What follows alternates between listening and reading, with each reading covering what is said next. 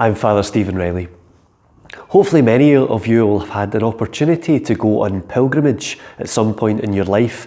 It may be that you've gone far away to one of the great Christian pilgrimage sites like the Holy Land or Rome or Santiago de Compostela or maybe Lourdes, or maybe somewhere much closer to home. We have many pilgrimage sites here in Scotland as well.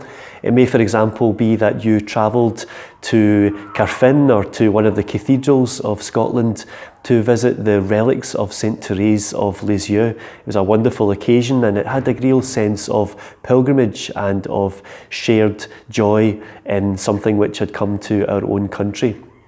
If you have been on pilgrimage, surely you'll have caught some of the excitement which we hear in today's first reading and our psalm. In the first reading, we hear about how many nations will come to the mountain of the Lord, Mount Zion, which of course is Jerusalem. And there's that great sense of anticipation which has been fulfilled in our psalm as well. I rejoiced when I heard them say, "Let us go to God's house, and now our feet are standing within your gates, O Jerusalem."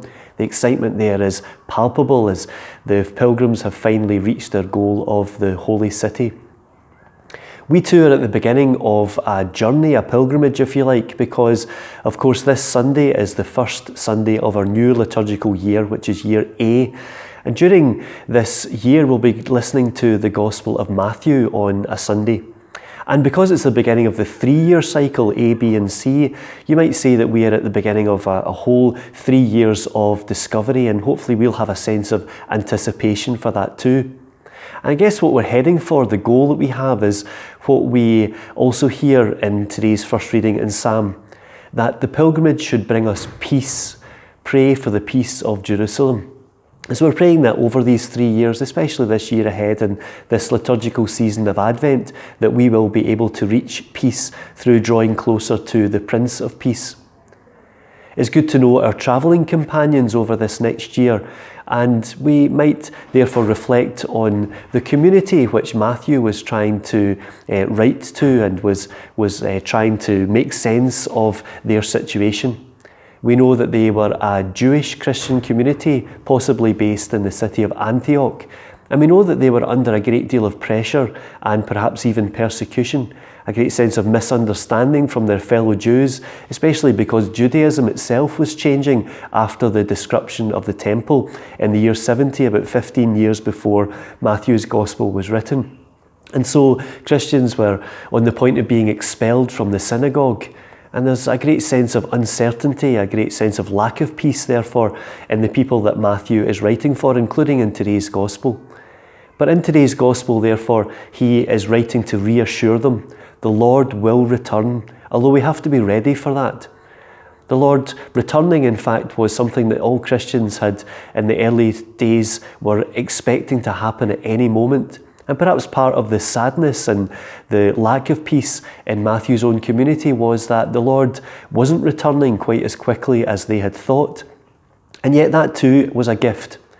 Timothy Radcliffe, in his book What's the Point of Being a Christian, talks about the two great crises of the early church, which has given us the two greatest gifts. The first crisis is at the Last Supper, when the community which has supported Jesus, his disciples, is about to abandon him and about to break up, and the Lord himself is to be put to death. And in the heart of that crisis, we get the first of the great gifts of God, the Eucharist. And the second great crisis is round about the time of Mark, just before the writing of the Gospel of Matthew that we're following, where the Christian community comes to realise that maybe Jesus isn't returning just quite as quickly as they thought.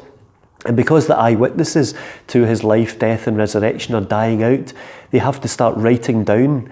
It's going to become a permanent thing for them rather than the impermanence of waiting for his imminent return. But that decision to write down the story of Jesus in the Gospels gives us the second of those great gifts, the gift of the Gospels and of the New Testament.